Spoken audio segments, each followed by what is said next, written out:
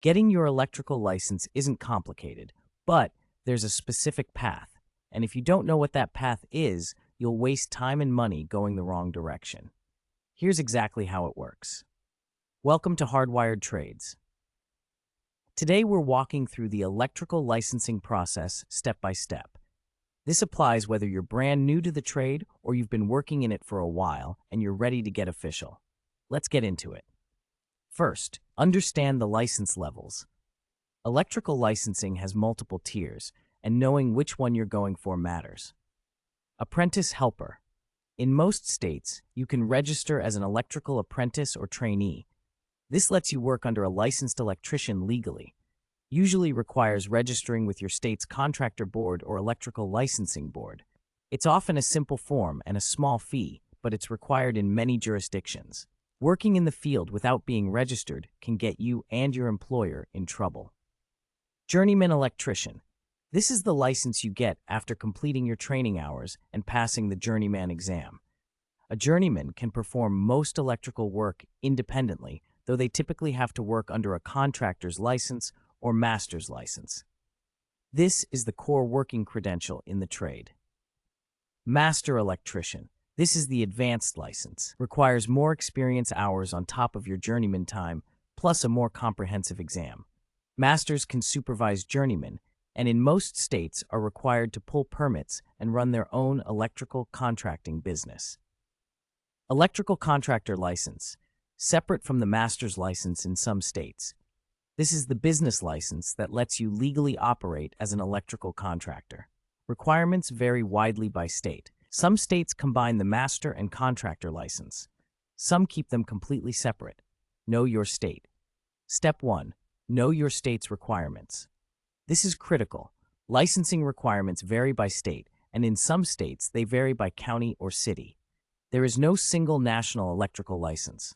Go to your state's contractor licensing board website, or labor department, or electrical board. It varies by state. Look for electrical license requirements. You'll find how many hours of experience are required, what type of exam you need to take, whether you need to complete an apprenticeship program, any specific educational requirements. California, for example, requires 8,000 hours of field experience plus passing the C10 contractor exam to hold an electrical contractor license. Texas has a multi-level system with trainee, apprentice, journeyman, master, and contractor tiers. Florida requires both a competency exam and a business and finance exam. Every state is different. Do not assume what worked in one state applies in another, even if you've been in the trade for 10 years. Step 2. Log your hours. Most states require documented work experience before you can sit for the exam. You need to keep records of your hours worked under a licensed electrician. If you're in an apprenticeship, your JTC or employer handles this documentation. If you're working independently as a trainee, you'll need to keep your own records, pay stubs, employer letters, signed verification forms. Don't skip this step. You don't want to lose years of experience because you can't prove it when you apply for your exam. Some electricians have been in the trade for 7 years and can only document 4 because they weren't keeping records. That's a costly mistake. Get in the habit of keeping a simple log. Date, employer, type of work performed, hours. Have your employer sign off periodically. A spreadsheet works fine. Store it somewhere you won't lose it. This is documentation that could be worth thousands of dollars in licensing fees and waiting time later. Step 3. Study for the exam. The journeyman exam tests you on electrical theory, NEC, National Electrical Code, calculated ons and job knowledge. It's not easy. People fail it. The NEC is the core reference. You take the exam open book in most states, meaning you can bring the code book. But knowing where things are in the code is half the battle. It's a thick book and the exam is timed. Recommended prep. Buy the current NEC and tab it out. Use exam prep books. Tom Henry, Mike Holt, Uglies are popular. Take practice tests. There are apps and online courses for this. Give yourself at least 60 to 90 days of consistent study. Don't underestimate it. People who don't study fail. People who study pass. Here's a specific tip on studying. Focus on Article 220, load calculations, Article 240, overcurrent protection, Article 300, wiring methods, and Article 310, conductors, first. Those sections generate a disproportionate share of exam questions. Then, learn the locations of the most tested tables. Having them tabbed means you can find them quickly on the timed exam.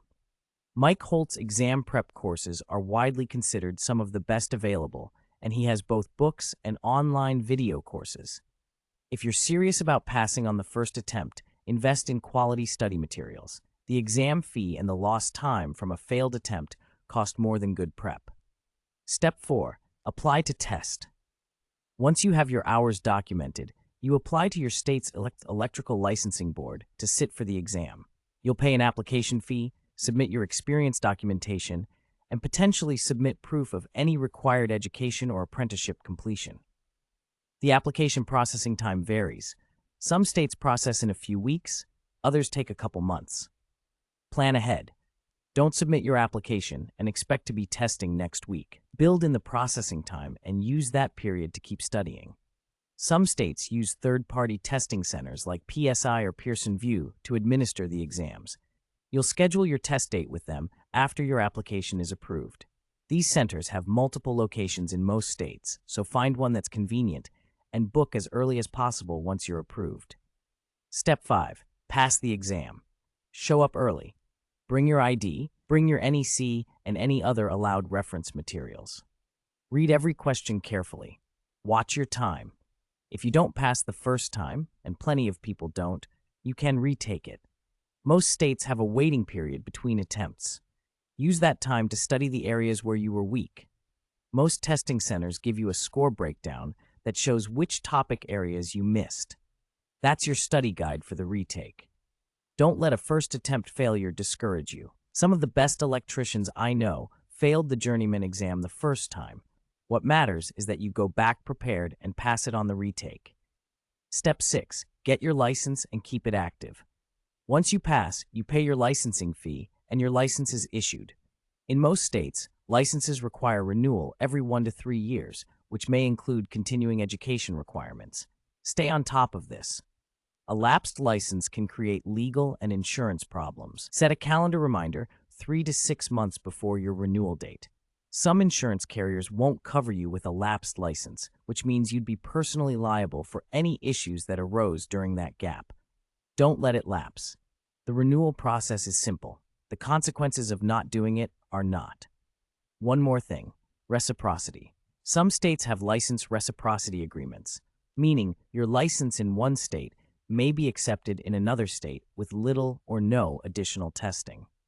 If you're thinking about working in multiple states, look into which states have reciprocity with yours.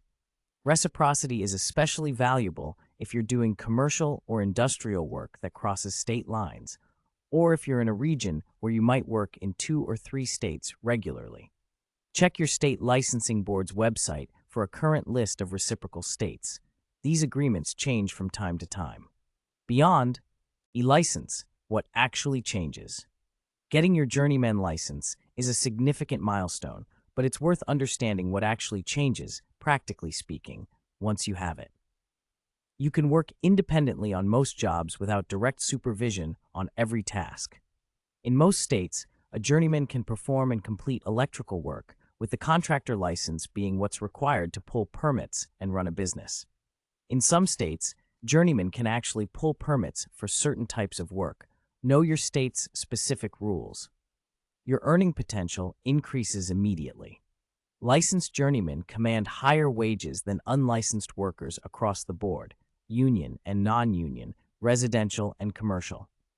If you've been working without a journeyman card, getting it typically translates to a $3 to $8 hour wage increase with your current employer and stronger negotiating power if you're looking at other opportunities. You become a more attractive hire. Contractors who are building commercial or industrial crews specifically need licensed journeymen. The license is often a hard requirement. Without it, you're not eligible, regardless of your skills or experience.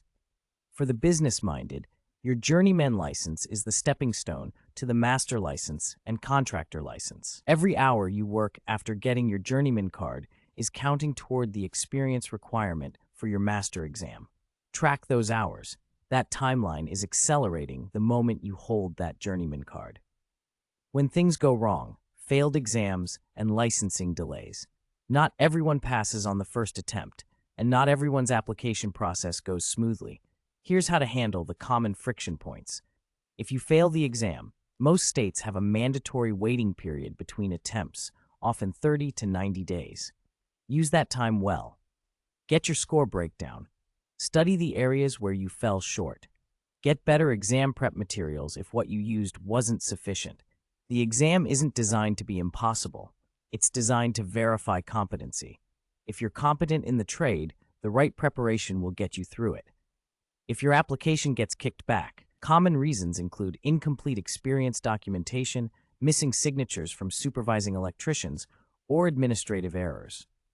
Address the specific issue identified, resubmit promptly, and follow up if you don't hear back within 2 weeks.